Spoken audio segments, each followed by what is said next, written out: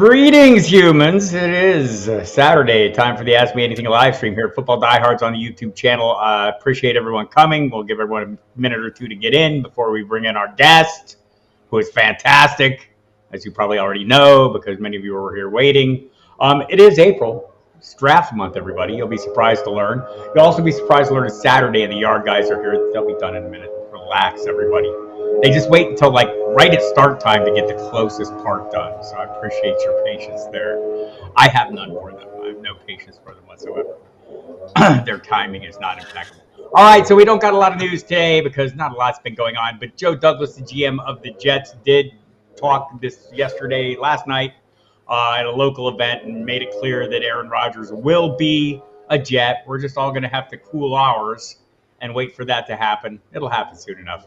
My guess is draft night, maybe the second day of the draft makes sense when the second round picks that are likely to be involved are thrown around.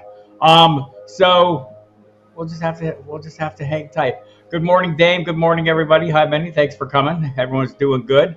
Appreciate everyone showing up as always. We do this every Saturday at noon Eastern time. Do it Wednesday night at 7 p.m. Eastern time as well. So appreciate if you subscribe to the YouTube channel, hit the notification bell, do all the YouTubey things that YouTube likes to make us happy. Hit the like button if you like us. I'm going to hit the dislike button now because somebody has to. And so there we have it. So again, I don't want to waste a lot of time because we have a great guest today, and he loves getting into the rookie content. It is April, as I mentioned. You'll be surprised to learn the draft is coming. So I'm going to bring him on right now. You know him as the author of the Rookie Scouting Portfolio, something he's been doing for many years. You also know him from the magazine behind me, the Pro Forecast magazine. Every year we have Matt Waldman handle the rookie content for that book, and he's done it for many years. And he's a fantastic person. Matt, how are you? I'm doing great, Bob. I'm doing great, but you failed to badmouth me appropriately. So give me time. Okay. It's early. Yeah. I'm doing a little bit. Good morning, Mr. Scampers. I appreciate you doing all the YouTubey things. Appreciate everyone coming. If you're not familiar with Matt, one, where have you been? Two, check him out. Go to his Twitter handle is @MattWaldman. It's pretty simple. Go to mattwaldman.com. The Rookie Scouting Portfolio, Matt, just give us the quick rundown and tell people what they're going to get. Sure. You get a pre-draft guide and a post-draft guide. The pre-draft guide is over 1,000 pages. It's actually about 1,163 pages of content that gives you rankings. It takes you through my process, which is a process that is one of the two most purchased draft guides by NFL personnel people as a cross-checking device. In terms of independent work that's out there, according to people like Alex Brown, who is the director of recruiting at SMU. So you get all sorts of rankings from both a very football-based perspective as well as a fantasy perspective. All quarterback, running back, wide receiver, tight end, complete scouting reports, looking at techniques, concepts, traits, and then the post-draft, which comes out a week after the NFL draft, where I do a cheat sheet that's over 200 players, tiered, gives you also what I call sweet spot ranking. So if I rank somebody a lot higher than other people have them ranked with my post-draft rankings, I reconcile that with ADP that I'm following from multiple leagues so that you can maximize the value that you get from the players. And of course, I look at depth charts with all of that and provide, players that I think are overrated, underrated, good fit, bad fit, all of that. And then you get a newsletter throughout the year. And that's all for $21.95 at mattwaldman.com. And some of the proceeds go to an organization known as darknesstolight.org or D2L.org, which is about preventing sexual abuse of children. And the RSP's raised over $55,000 since 2012. So we're really proud of the work that they do and glad that we can contribute to it. All right, and it is fantastic stuff. I couldn't recommend it more highly. I also recommend my Yard guys, who have the best timing on earth. So bear with me here a brief moment. I'm sure they're almost done. You need Mark Schofield. You need our buddy Mark Schofield, who's doing F1 at SB Nation now. It almost feels like you're at the pit. It's like they wait until the idealist, or the least ideal, I guess that is, moment to get as close to the house as possible. So I do appreciate them, and at some point I'll have a discussion about this. But it's never in time, right? It's like they come right up to the front door right when the show is starting, and make every effort to disrupt the shenanigans. So I do appreciate them.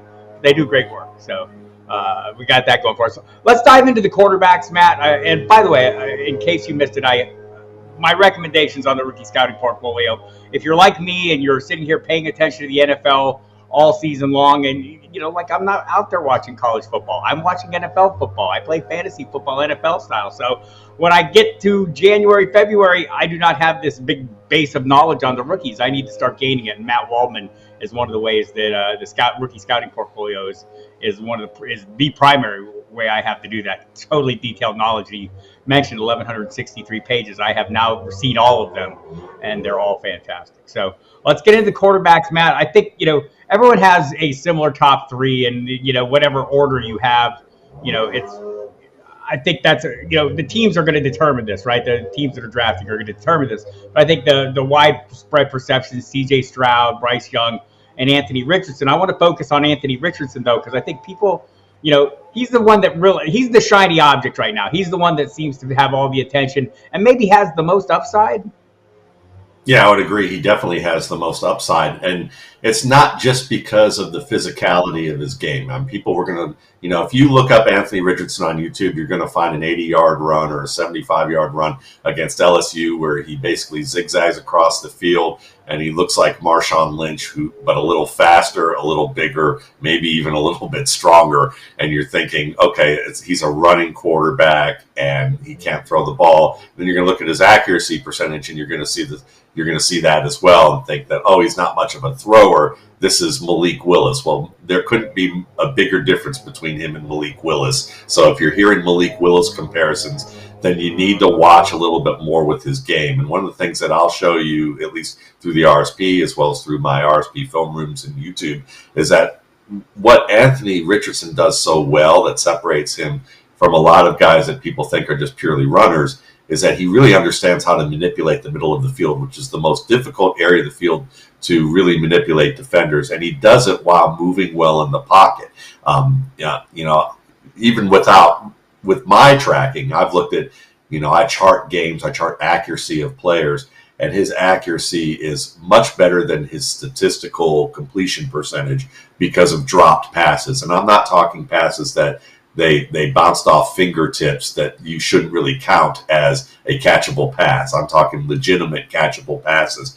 And I'm not alone. There are other people in this industry like Pro Football Network I saw recently talking about that the drop rate of his receivers was significantly was a huge issue, and that historically the only person that had more drop passes that were catchable was Dan Marino in their database, and that his pocket ability was up there with Phillip Rivers, and who was one of the best at being able to negotiate pockets and avoid sacks, even though he wasn't the most mobile guy. And that's the thing that's notable with him, is that he's very good at being able to make efficient movements in a tight pocket. He's strong enough to withstand, reaches to his frame from 300-pound linemen and be able to find the open space and get the ball only where the receiver's going to make the play or in a safe area where he's going to avoid the brunt of a hit. And things like that, when you can integrate all those skills together,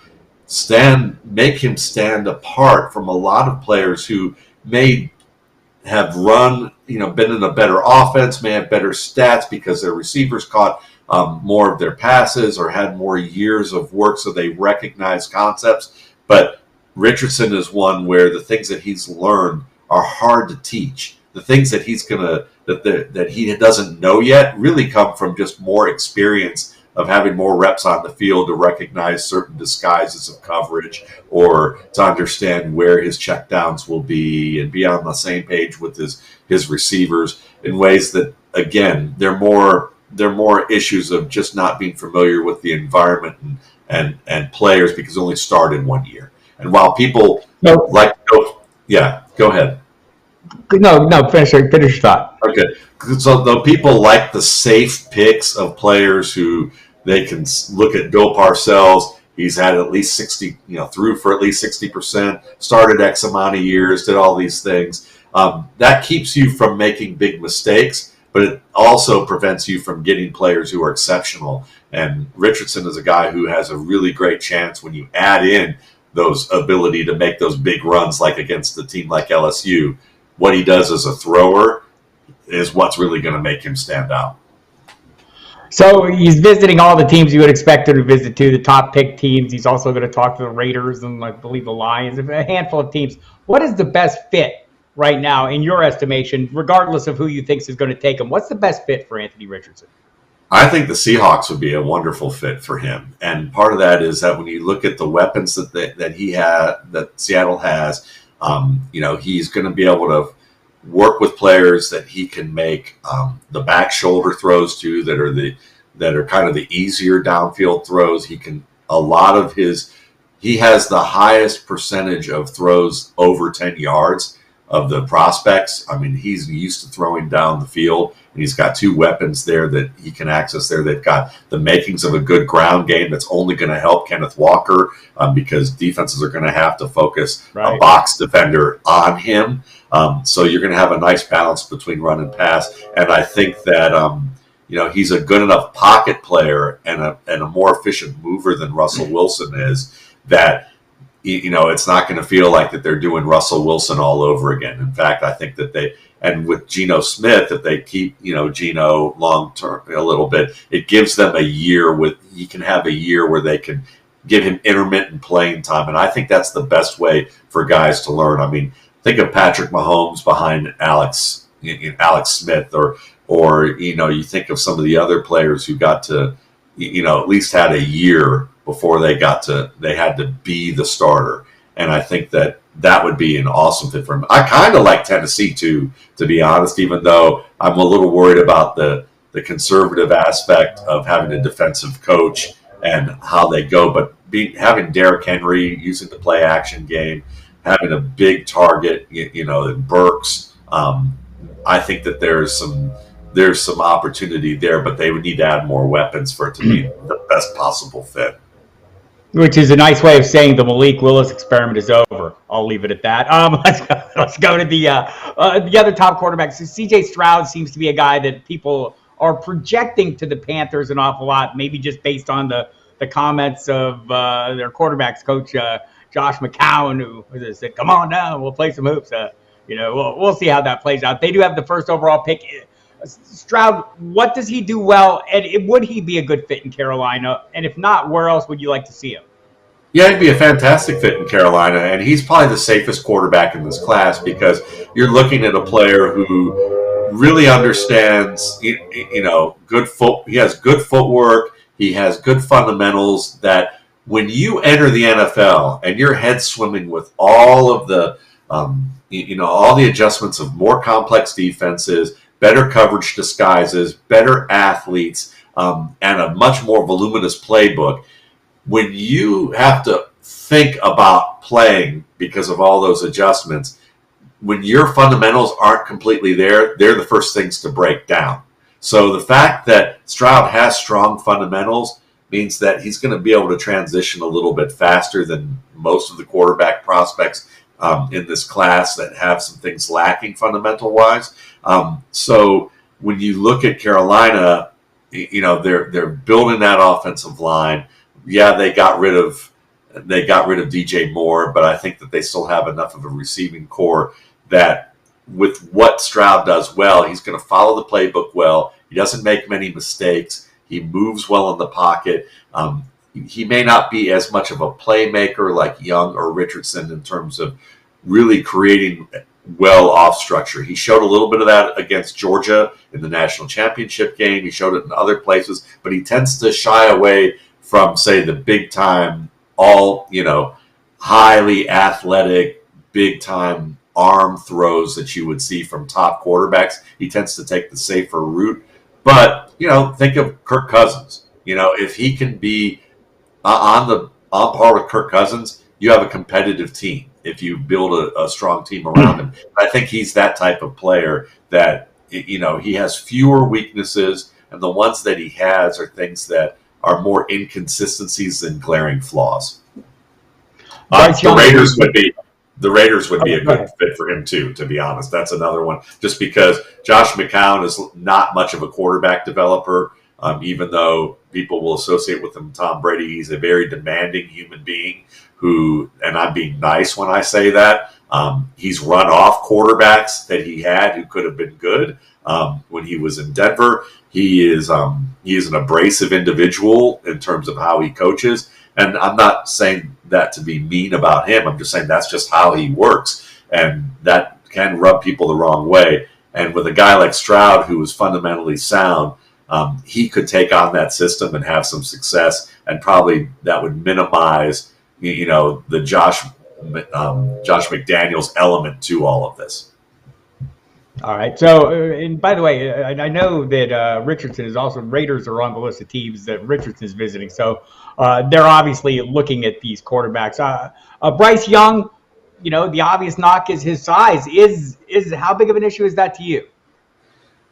It's one of those things that, from the evaluation standpoint, if he can see the field, make the throws, avoid pressure, and do it in an efficient way and complete passes, it doesn't bother me a ton from the evaluation standpoint. But, there is a part just that we have to be aware of, which is, quarterbacks get beat up, and whether you have to win from the pocket, even if you're a guy who can move well and scramble, eventually you still have to, it all begins from the pocket. And you have to learn to make efficient throws. And he can do that, but it means you're going to take hits. And sometimes you're going to take hits where you don't see it coming. And when you don't have a big frame, that can be a concern. But at the same time, we've seen Drew Brees, we've seen Joe Montana. I mean, did you go back, if you're not at our age, go back and look at Joe Montana in the 80s and look at just his lower frame. He looks like a backup point guard on a high school basketball team relative to most quarterbacks. I mean, and he had a long career, took a lot of hits in an era of football that was far more punishing than it is today based on the rule set and the way that teams were weaponizing their equipment. So I think I'm more optimistic about Bryce Young in that respect. But, you got to have a healthy respect for the fact that you're going to take punishment in this league, and he is a smaller guy. He is. Hendon Hooker is a guy that's gaining a lot of buzz. Should he be getting that buzz in your estimation? No, but I think he's a worthwhile NFL prospect and a future backup who can give you journeyman's level starts, who you would feel good about maybe 3 to 5 years from now as your backup who can start for the season in the way that you use Andy Dalton or Ryan Fitzpatrick early on in his career. But the thing with him is that he's like Robert Griffin in terms of how people classify him, as they say he's athletic. And Robert Griffin obviously was very fast, but he was not a very mobile athlete. And what I mean by that is he's not going to give you a lot of hard cuts. He doesn't bend and move. He's a little stiffer as an athlete. Hooker's even stiffer than Griffin as an athlete. His deep passing game, which is what he's known for, he has a lot of inaccuracies with his vertical game where he just is late with getting the ball out. And that's going to hurt him more in the NFL where you have tighter coverage because you have to project college players not on what you're seeing just on the field, but how what happened on the field projects to the NFL. When when you're throwing a ball and the receiver has to turn back for it and make the catch and the defender is at his back hip. Well, in the college game, if Jalen Hyatt's got 3 steps on the guy, it doesn't matter. If he's facing, a player at the equivalent of the peak of Xavier Rhodes, well, it's going to matter if he has to turn back because Rhodes would be at his back hip and might even be wearing his jersey step for step as they're going there, and the ball placement has to be close to perfect. And so when you look at things like that, being a beater 2 or even 3 late with a lot of throws, being in an offense that is probably, as my buddy Mark Schofield would say, 3 to 5 years away from coordinators implementing more of the air raid quality of Art Briles' offense. And I just think that Hooker has some skills to work with, but he's not a starting caliber guy for the demands of the NFL right now. The headline here, Hendon Hooker, the Bob Harris of the rookie quarterback class. So, Matt, by the way, a little comment from Mr. Scampers there on Anthony Richardson, about hopefully the Panthers, assuming they coax more of that athleticism out of him. A lot of people think the Panthers would be the right thing. So hello to everyone who's been coming in. Albert, look at Eric. Eric is in here as well. Andrea, appreciate everyone coming. Thank you, Joe or Heber. And so who is the quarterback that nobody's talking about that they should be? I don't really think there is a starting caliber player that we would say that about, but I'd say that in terms of players that there are three that I won't go into much detail about, but there are three that I think where the NFL tends to look at the robo quarterback, big, strong, big arm, and has shown that he can drop back 3, 5, and 7 steps, but may not process the game fast enough, and so you end up with guys like Drew Lock or early career Jordan Love or early career Daniel Jones, Mitchell Trubisky, guys like that. And then you have guys who wind up being better as journeyman backups like Taylor Heineke, Ryan Fitzpatrick, who can process the game fast, but may not have huge arms, but play longer in the league and have more meaningful production. Bailey Zappi last year may be a good example of that. So guys like that in this class, Brock Purdy, another one, great example, who was, I think I had ranked 6th last year above guys like Malik Willis and Desmond Ridder, who I thought were more in that line of, big, fast, strong arm, not much processing. You look at Jake Haener of Fresno State, Stetson Bennett of Georgia, and Tyson Bagent of Shepherd. A college in West Virginia, if you haven't ever heard of them. And these are three players who process the game pretty quickly. They have good accuracy. They do pretty well with placement against zone and man. They move well in the pocket. Haener in particular is a really tough player who can be a playmaker. He's more in that Brock Purdy type of mode who can create, but may not have the strongest arm. I think he's a stronger arm than Purdy does. So to me, he's like a plus version of what we saw from Brian Hoyer, maybe even Purdy if he gets into a great situation. So obviously the aspirational comparison for players like that is Drew Brees, but he's never going to get there. That's very unlikely but it's the style of play, moving in the pocket, being able to create off play action, make smart decisions, have just enough arm to compete in the NFL and deliver. All right, fair enough. So let's move on to the running back position. I'm told this Bijan Robinson guy is very good. I saw a great thing. I think Ian Hartitz had it a tweet like a first round draft pick projection. Every pick was Bijan Robinson, right? Because every team, or at least the fan base of every team, and maybe every fantasy manager wants him going to the best location. So we all know he's great, Matt. What would be the best landing spot for Bijan Robinson? I think Miami, to be honest, because it would be nice to see him in a situation where, and I know Miami doesn't have that pick to where he would be top 10 or top 15, but that would be a great fit because that offensive line, they're going to be developing. The way that they structure that run game is strong, and they have enough guys in, they have Mostert, but he's aging. Jeff Wilson's a nice journeyman backup, but what he can do to really stress the defense on a level where they can create that run pass balance where, you have those dilemmas with the outside receivers that they have. And it could take a little more pressure off Tua because defenses were playing Tyreek Hill and Waddle in a way where they were forcing Tagovailoa to make some throws that are difficult for him to do. And when you put a guy like Robinson in there, it can stress the defense a little bit more where they have to cheat a little bit more towards the run on certain situations that don't make the throws quite as difficult for Tagovailoa. And we do have questions in the chat. I'm going to throw one out here before we get too far ahead of this. Dave Overboard wanted to know how you saw Carson Strong and if you think he'll get a shot somewhere. I liked Carson Strong a lot as a passer, very good in the pocket. A lot of whether he'll get a shot or not has to do with his knees. And he really played essentially on one leg his final year. And I think the teams are scared off by the injuries that he had.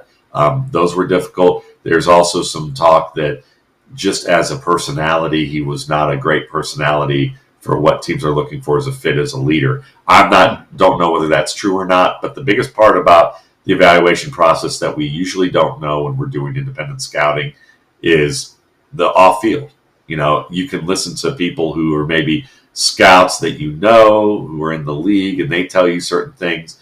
But as someone that I've worked with a lot over the past 10 years or communicate with a lot, who's a subscriber and worked with over 30 teams, he would tell me that the way teams approach character and do interviews can be vastly different. And the same, one team could really handle the process in a way where they'll take a player like Jimmy Smith, who was known to be a great guy, a cornerback for the Ravens, and take him completely off their board over something that really didn't turn out to be such a big deal because of the way they asked or didn't ask questions. So Strong, there's rumors that Strong wasn't a great personality. The knee, though, was probably the most important thing. But the skills are there. But if you don't think he can be reliable to grow with and hold on to due to the injury potential, then he gets taken off boards. And I think that's what's going on with him.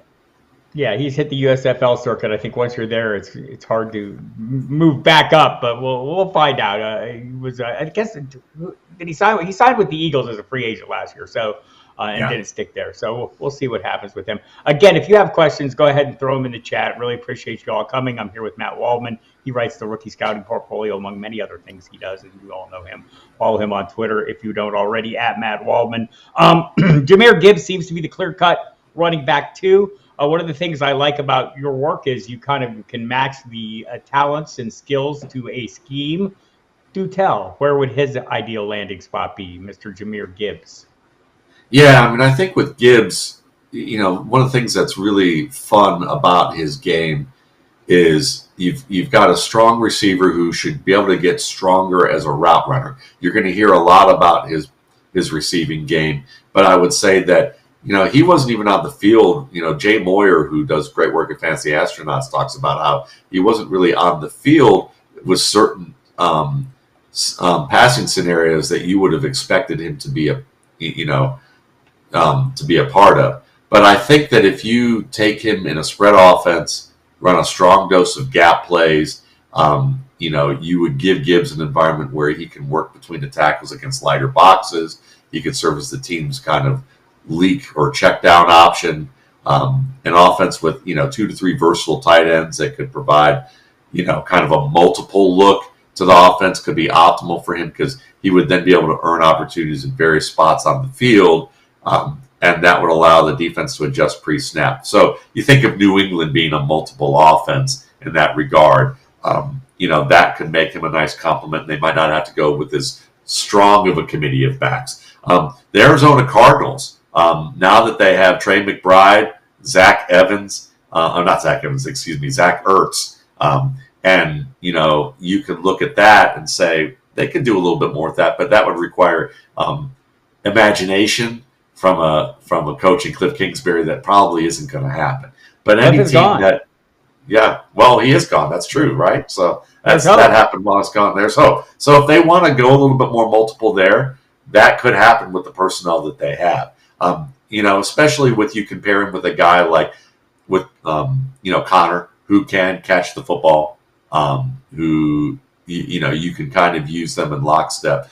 But Connor can be a little bit more of the thumper, kind of like you get the plus version of DeAndre Swift with Gibbs, and then you get the Jamal Williams kind of vibe from Connor. So it's funny you bring up the Cardinals. I've been drafting Connor in early best balls, I think, at a really good value.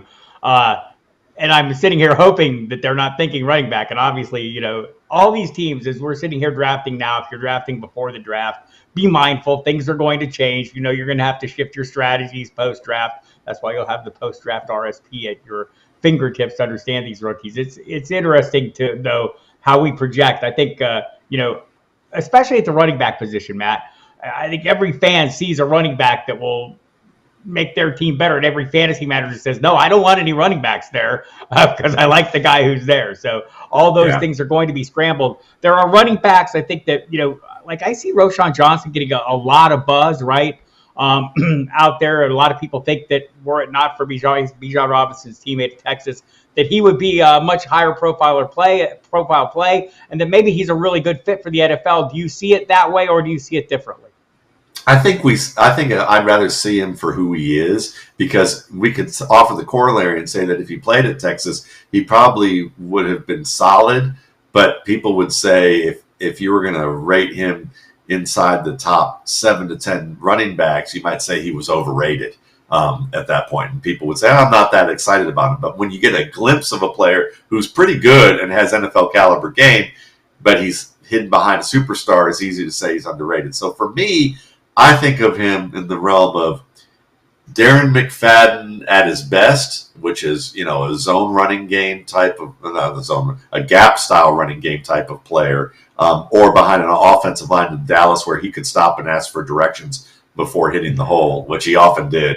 And a guy like Wayne Gallman in New York. I think he's better than Gallman. He's not quite as athletic as McFadden, but he's bigger and probably a little stronger.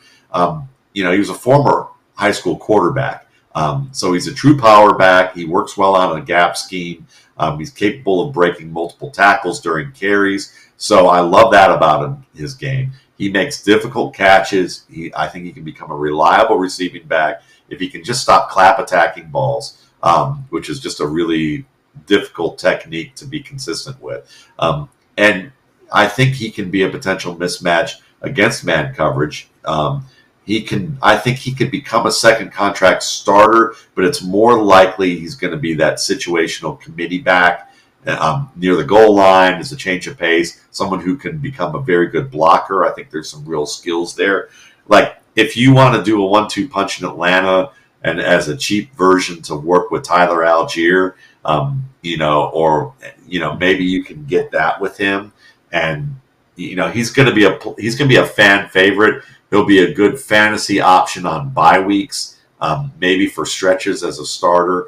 But I wouldn't say he's like that hidden gem that you look back on and go, oh, he's a top, 15 running back or threat to be a top 15 running back year in and year out.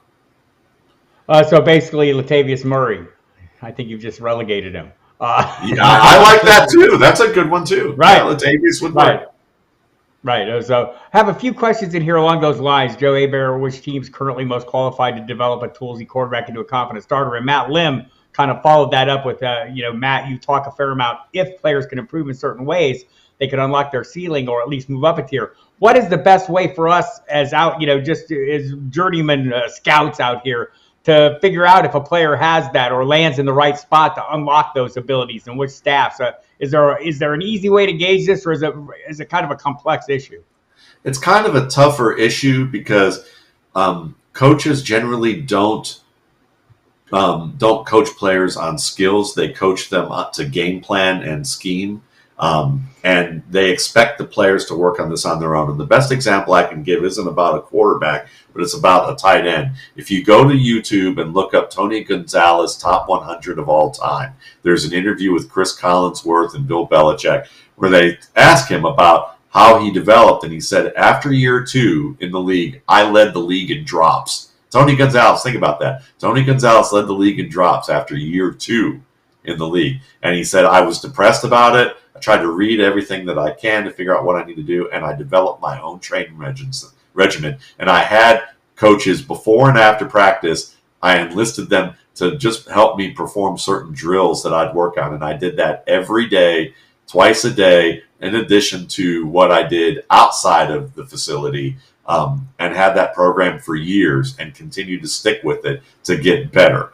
And then there are a lot of players who don't work at that, like Drew Lock. I remember writing about him and watching his game and going, this is a kid who's very skills adept, but the technical skills that he needs to learn to become a consistent quarterback aren't there. And it showed up in big games where teams, demanded him to be able to make perfect plays. And if you don't have good technique, you're not going to be able to make those types of plays. And he floundered. And I wrote about him as like the talented, smart kid who never studied enough and never worked enough and was kind of enabled.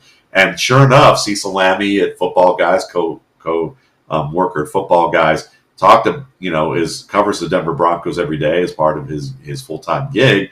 And Drew Lock's dad told him, he said, I've been telling Drew since high school, he's got to work on these things and focus on these fundamentals, or else his game's not going to be there. But it was always later. I'll get to it later. And, college teams don't ask for that. So it's complicated that way. It's about whether when you look at these players, if you look at their footwork right now and they've played more than 1 year as a starter and it's bad and it's like it's not uniform and they're not getting the job done, that's probably a good example of a player who is not working on his fundamentals and not working at his craft.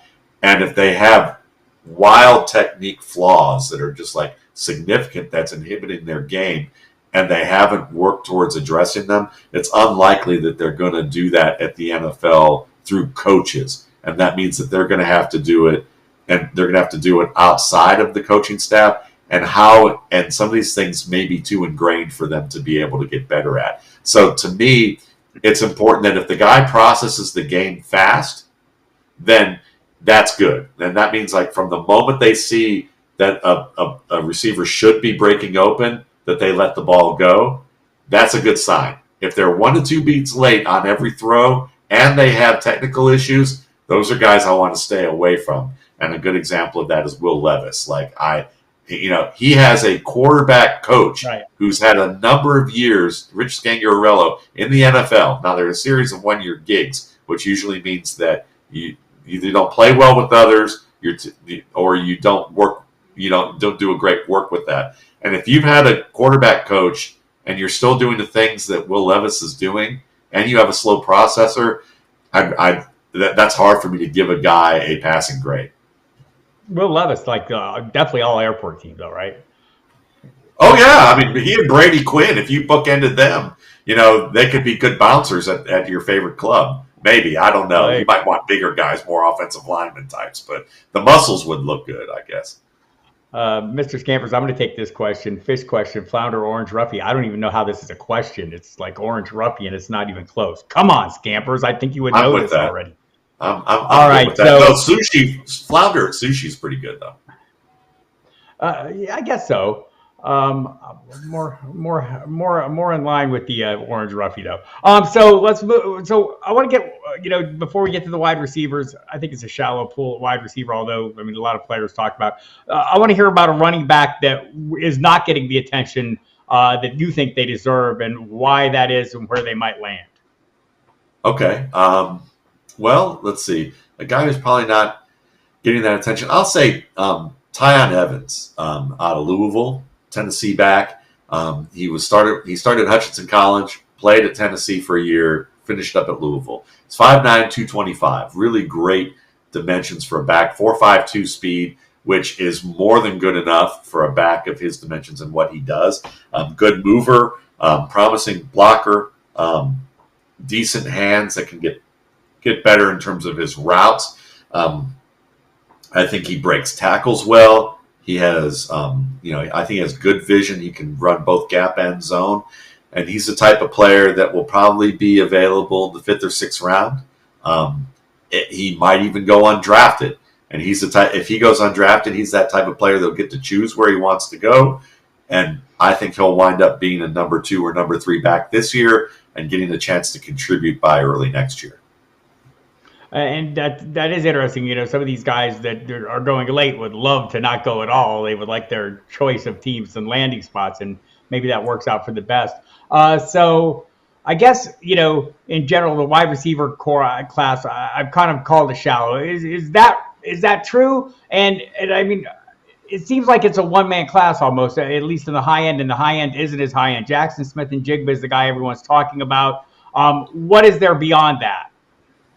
I think that there are 6 to 8 players that you could feel good about having on your dynasty rosters who could make impacts even in redraft formats this year, which isn't bad.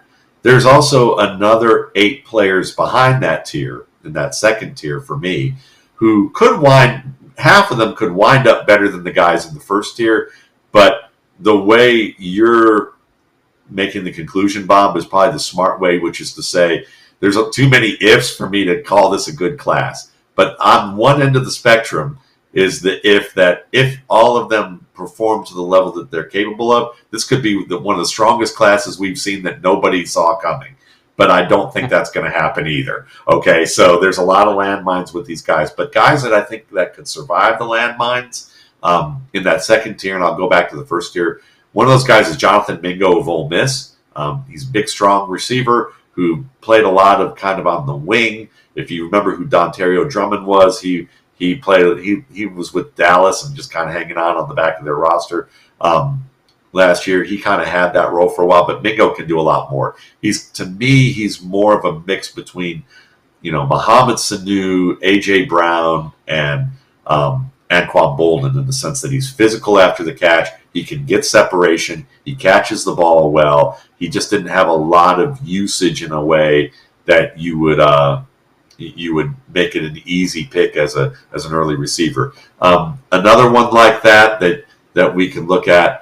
Grant Dubose out of Charlotte is an interesting player, kind of more of a flanker who has just enough speed to get deep, very strong blocker, very reliable hands, good after the catch. And then in the upper ends of the class, Zay Flowers is a really nice player. I think he deserves a lot of love, on maybe not quite on the level of Jackson Smith and Jigba, but he could wind up being a primary receiver in the league. Jordan Addison, I don't think, there's some people are up and down on him, but I think he's a strong player, runs good routes, knows how to get open. He's kind of more like in your Calvin Ridley, Devonta Smith mold as a player that isn't technically a wide receiver one, but may give you enough production that people will argue that he is one day if he's paired with a really good guy. Cedric Tillman, to me, is underrated with kind of a Michael Williams type of vibe, or Mike Williams with the Chargers. I think he can give you a little more downfield than Williams does in certain respects. And then I would say guys like Kayshon Boutte they say he's overrated. I think he's now getting underrated because he's more of a mix of like Robert Woods, Jarvis Landry, and those guys didn't have a great vertical either. And people were really kind of down on the vertical and the lack of speed, a little bit of an injury, but he was never going to be Jamar Chase. And I think people were expecting that. And they don't understand that you've got a really good slot receiver who breaks tackles and reliable enough to get downfield and win tough targets. Xavier Hutchinson, Jaden Reed, and Marvin Mims are all underrated guys. In terms of like Hutchinson is a really good flanker, and people I trust in the industry, when they've read the book, they'll write me back and go, "We see Xavier Hutchinson the same way," and that makes me feel good because he's got a great catch radius, runs good routes. Very quick after the catch to be able to make the first man miss and get downhill for efficient yards. Jaden Reed to me is maybe a Stephon Diggs starter kit, kind of guy who can maybe play all three positions. Some hands issues that I think are correctable, though he has some drops, but he's shown up really well, and most of his techniques are strong. Marvin Mims he's a Derek Mason, Santonio Holmes type, and those are two excellent players. He might be one of the most underrated guys in this class. So that's how I see like kind of the top folks that I have my eye on. Yeah, that's some great comparisons there. I will take a Stephon Diggs starter kit any day, and any Anquan Bolden comparisons work for me. Andrea likes him for Seattle, by the way. Let's focus on three receivers right now. So we have some specific questions. Golf Boy wants to know. Zay Flowers, will he earn time in both the slot or the Z, or is he better suited for one place? I think that he will earn time in both. I think that he's that type of option. I think he's explosive enough to be a Z, and even occasionally might even be able to use him as an X just because of his ability to adjust to the football. But I think most teams will probably say, let's start him in the slot and then use specific matchups to get him outside. But when I think of like a comparison for him, Steve Smith is, I love to drop Steve Smith whenever I have Bob Harris here, but just as my way of, twisting the knife. But I think Steve Smith's right to say there's some Jalen Waddle to his game. I would go even older school and say that if he can really put it all together, there's some Isaac Bruce to his game. And if you look at it from that perspective, then you're looking at an outside player. If you're not careful, I'll Kyle Brandt you. Cedric Tillman is a player you mentioned. And so big body, 6'3", 215-ish. Joshua would like to know what team would be a strong fit for him that has a need right now. Yeah, that's a good question. For him as a guy who can be a capable flanker or split end, I think that a team like Atlanta could use a player like that just because they've got they've already got the kid from USC. They added they've already got their tight end who they can use outside, but get another big guy in there that can run. That could be worthwhile. I think with Minnesota losing Thielen, that could be a nice option to have a bigger guy on the outside who can do some work on the inside. That could be helpful. Tennessee needs players, that's for sure. So you could stay at home, and the Titans would be another nice fit. And maybe he could be a round 2 guy or an early round 3 guy that they could target. Because in that range of comparisons to me I think he's a better version of what people hoped Corey Davis would be. So I do not see Rand Carthorne in the chat, but I do believe he watches the replay. So Rand, get on that, please, sir. And so we'll wrap up the wide receivers like this. Jackson Smith-Njigba is like the monster in the room. It seems like he's the primary focus. I'm curious to know your impressions of him and what his best landing spot would be, or what kind of offense. I think really any team that wants to use him in the way that the Rams use Cooper Kupp, so you're looking at a wide zone team that goes with 11 personnel a lot, would be really the ideal situation for him. So if a team like that, that wants to go in that direction, would be a terrific fit for him. Very polished route runner, very polished footwork with release skills, understands really the understanding of how to create the drama of patient but sudden movement, which is important for route breaks, especially with release footwork too early in the play. He's not a blazer, but you can use him on the outside. He's kind of in that realm of a Greg Jennings and Julian Edelman type of player. If you mesh those two together, I think that's what you get with a guy like Njigba. So you can get him outside a little bit there. Packers could probably use a player like this. I would like to see him probably with a quarterback who is a little more seasoned and refined, personally, because that's where we could get the most out of him. But yeah, I mean, another option might be a team like the Saints, where Michael Thomas, is he going to stay healthy? Can he stay healthy enough? You get Njigba and Olave working together. You can kind of mix and match those two guys. They know how to work together well. That could be a fun scenario too. That would be interesting. And so, just put a fine point on the Jackson. Is he everything everyone says? Is he the focal point? He can be. I think he can be the focal point in offense, but it's more of a fit-based thing. So he's the route running, the hands, all of that's there. If you're going to put him in Tennessee and make him be an outside receiver, that could be a failure. Or at least a moderate failure, not a spectacular one. But you would be minimizing what he can do. But most teams are going to be wise enough to look at him and go, if we put the offense around him, it's because we're an 11 personnel team that wants to use him a lot in the slot. All right, makes perfect sense. And so that brings us to the tight end class, which seems like it's the best ever in the history of mankind. So I guess the first question is, where would Kyle Pitts fit into this draft class? Kyle Pitts would be among the top 3 players. He would probably be the top player still in this class, but it would be fairly close, because we have guys like Dalton Kincaid who really could wind up having more production than a guy like Pitts if what has been happening in Atlanta continues. We could see a slow start for Pitts' career, but Kincaid is certainly up there as an athlete catching the football.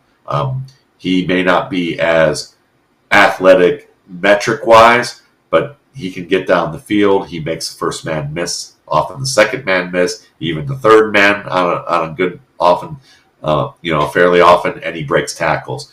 He's not as promising as a blocker, but the way that he can be used, he's going to get on the field. He's going to be featured as a primary receiving option. And you have, 6 to 7 players in this class who would have been top 3 in the past 3 to 4 years of classes. Michael Mayer to me is an excellent prospect. He's 7th on my board only because I'm weighing things more from the upside of what you could get out of a receiver, and where Mayer will be a really valuable tight end. He may be one of those guys that's like in your 7 to 10 range at the peak of his career in your fantasy rankings, even though, for teams they go, I wouldn't trade Michael Mayer for, whoever's in your top 3 to 5 fantasy wise, because those guys are just being emphasized as receivers and not as much as blockers.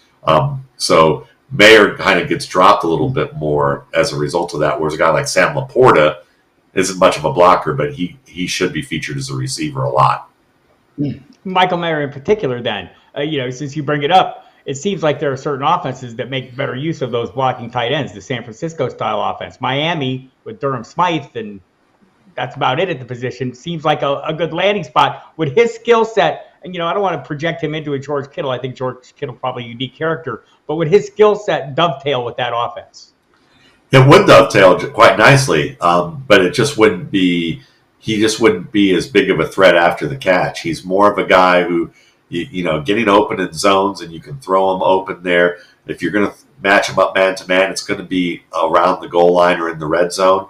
Again, good situation there because of those outside receivers where he's going to be able to win one-on-one in those scenarios where you back shoulder it and throw guys open. But he's not the guy that you split outside, have him run a hook and expect him to gain another 20, 30 yards like George Kittle will. You're probably going to have to do a little bit more scheming to get him wide open like that. So he's a good fit in pretty much any offense other than one where you'd say we want him to be Travis Kelce or George Kittle as a detached outside receiver. In the middle of the field. Hand in the dirt, outside in the red zone, but not like at your 30-yard line going, let's get a 40-yard play out of him. All right, going back to Dalton Kincaid, because I think, he's definitely gained some buzz. Ideal landing spots or scheme-wise, ideal landing spots. Oh, with Kincaid, I think that, he's someone that, you're looking for that role in Kansas City as a possibility. I still think Detroit could use a guy like that. I know that they got rid of Hawkinson, but maybe they just looked at it as that they weren't going to be able to afford him more down the line. But Detroit would be a nice fit for them. I think that a team like I'm trying to think of a few. I think Houston would be a nice fit because they really haven't found an answer at tight end right now. So that would be a good fit in that regard. If Tampa Bay wanted to become more multiple and add that, I like Kate Otten, but I think that they could probably get a little bit more out of a combo of those two players. That may not be as fun. Carolina, again, this Tommy Tremble thing is an experiment that I would say is he's a good special teamer. He's a good fullback or H-back in a certain degree, but not quite as dynamic as what Kincaid could provide you in the middle of the field, and I think that would be important. The same could be said for New Orleans. Those are teams that I really don't think there's a team that you would look at and say he would be a bad fit unless you're saying that he needs to have his hand in the dirt. And most teams nowadays are going the Bill Belichick style of analysis for scouting tight ends, which is receiver. Receiver first. We can find tight end blockers later. Mr. Scampers would like Kincaid to go to the Chargers. And he'd also like to know, Matt, and I know these are a couple players that we have discussed in the past, Darnell Washington or Zach Kuntz. Who do you like best in the pre-draft situation they stand now? Kuntz is fun to talk about because, if you look at Christian Watson, his metrics are maybe as good or better in many respects, and he's 50 pounds heavier, 40, 50 pounds heavier. But really, it's Darnell Washington because Darnell Washington is a much better pass catcher. He is a better blocker. You don't want him maybe executing blocks where he has to run across the field and make sudden stop starts and be in precise position to make the block. But as a short area blocker, reach blocks, cutoff blocks, drive blocks, he can do that. And then if you have him maybe pulling to the outside where he just has to get in the way, he can do that. And then, of course, he's got that great acceleration. And his athletic ability shows up on the field more often than Coots does. And the fact that he can catch the ball more consistently is going to be a much bigger deal. I think he's a much safer play. All right, we have a few more minutes here with Matt. If you don't know Matt, he's Matt Waldman. The rookie scouting portfolio is available at mattwaldman.com. You can follow Matt on Twitter at Matt Waldman. I highly recommend you do all those things, including visiting and buying that rookie scouting portfolio. It's a great resource. As I wait a few final questions, if we get them, I'll just let you, Matt. Are there any players you have not talked about here that you feel merit some attention or that merit our attention as fantasy managers, regardless of position? Yeah, let's just talk about some players that might be a little bit on the sneakier end of that people aren't talking about in fantasy a lot. Luke Schoonmaker out of Michigan. People are going to think of him as a hand in the dirt tight end blocker primarily, and a lot of that has to do with that Michigan scheme kind of disguises players from what they can do really well as receivers at that position. And he's the type of player that I think has more in the tank to be a matchup player detached from a formation.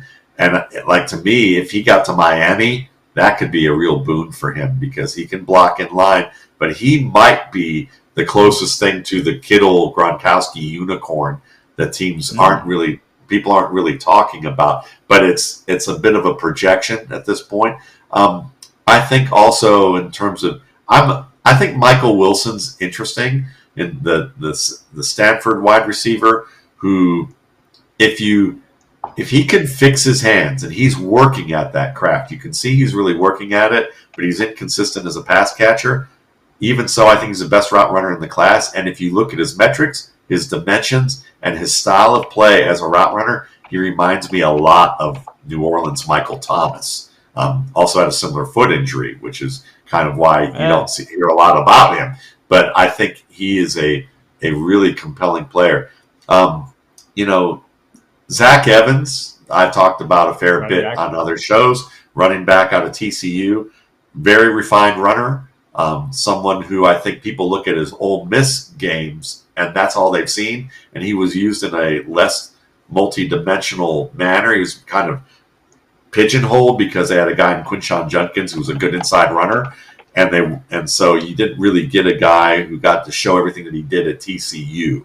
And then because he left TCU and because he had this weird recruiting journey, a lot of people are kind of down on him. But I think he's a really refined football player that people ought to consider. And then I would even, another running back, I'm just going to give you one that is kind of look at him as a UDFA. And, because we could sit here and talk about, Zach Charbonnet, Kendrade Miller. I like those guys. I like Abinaconda. I think Sean Tucker's getting a little underrated these days. But a guy that I would say no one's going to draft, you can get him in your free agency and hold on to it when you have expanded dynasty rosters, is Christopher Brooks out of BYU, the former Cal back. 6'1", 235, really showed up at the Hula Bowl as one of the more productive players, catches the ball well, breaks a ton of tackles, smart runner, can run both gap and zone. I would not be shocked at all if Christopher Brooks not only makes a roster, but he becomes this guy that's somewhere in the realm of Samaje Perine, Gus Edwards, kind of those type of backs. And if he really puts it all together, we might be thinking about guys like James Conner and Mike Anderson. But I'd say safer bet is kind of an aspiring Perine, Gus Edwards type. How do you feel about Josh Downs? I feel like that I love his quickness. If I'm wrong about him, then it's because I didn't get to see enough. I didn't project him well enough to the NFL based on what he didn't do at North Carolina and what he wasn't asked to do there. But from what I see, I feel like this is the same hype Mike Mayock was giving to Jamison Crowder out of Duke. that he could be more than just a slot receiver, and he ended up just being a good slot receiver. And I think that that's kind of what we see from Josh Downs. I like him, just don't love him. And one last one. We're running out of time, and I hate that part. But Stetson Bennett, I think, is a guy that, what I don't want to connect too many dots here, but Lamar Jackson's future uncertain. Stetson Bennett's been playing for the current offensive coordinator of the Baltimore Ravens. Is there room in an NFL offense for Stetson Bennett? Oh, I think there's absolutely room for him. I mean, he has a better arm than advertised. He's a good athlete. I mean, like almost a slot receiver type of athlete that people don't realize that about him. They just see him as being another one of those undersized Georgia quarterbacks who's savvy, or guys on good teams who are savvy and good college guys, but don't really have it for the NFL. But the arm's good enough, the athletic ability, the skill to move in the pocket is efficient, which is important. And he makes a lot of good reads and throws that compete very well. And I think that there's a lot of underestimation of him. I think he could be one of those Brock Purdy, long-term journeyman starter types, maybe even a Fitzpatrick type, who may be a little bit more careful with the football. There you have it, everybody. Thanks for coming today. I want to thank Matt Waldman. His name is Matt Waldman. It's simple. You've heard it before. You find it on Twitter at Matt Waldman. You go to the website, mattwaldman.com, to buy the rookie scouting portfolio. You should do it now, and you'll enjoy it immensely. I know I do, and I enjoy Matt immensely. And we'll have you back again, Matt, because there's so much to go on after the draft. It's that's when this information really kind of coalesces and we get a really good understanding. And your wheelhouse to me is understanding how the players marry up to the schemes they end up in, and that is invaluable information to me as I set up my fantasy roster. So I thank you so much, sir. Yeah, I appreciate it, and absolutely remember that post-draft part, because that's the part that when I would say in the past, guys like Justin Jefferson, A.J. Brown, people like that were like, oh, they're not great fits. And that's when I really look at that and go, no, that's a better fit than people realize. So Chris Olave last year, good example of that too.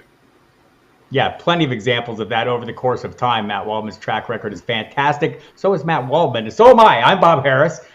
Tune in tonight. You are fantastic. Fantasy Sports Radio. See, Matt is an excellent scout. I trust his judgment on all things, especially me. Fantasy Sports Radio tonight, 7 p.m. Eastern Time. Me and Dempsey. John Lobb, the Gridiron Scholar, will be on with us. You caught him here on the live stream before. Subscribe to this channel. Hit the notification bell and the like buttons, all the YouTube things. We love you all for doing that. And go to the footballdiehards.com website. If you have not signed up for the content yet, the early bird discount is available. Use the promo code DIEHARDS, and I'm going to call it a day. Thank you, Matt. Thank you, everyone, for coming. We'll talk to you Wednesday night, 7 p.m. Be right back here, and every Saturday at this time as well. See ya.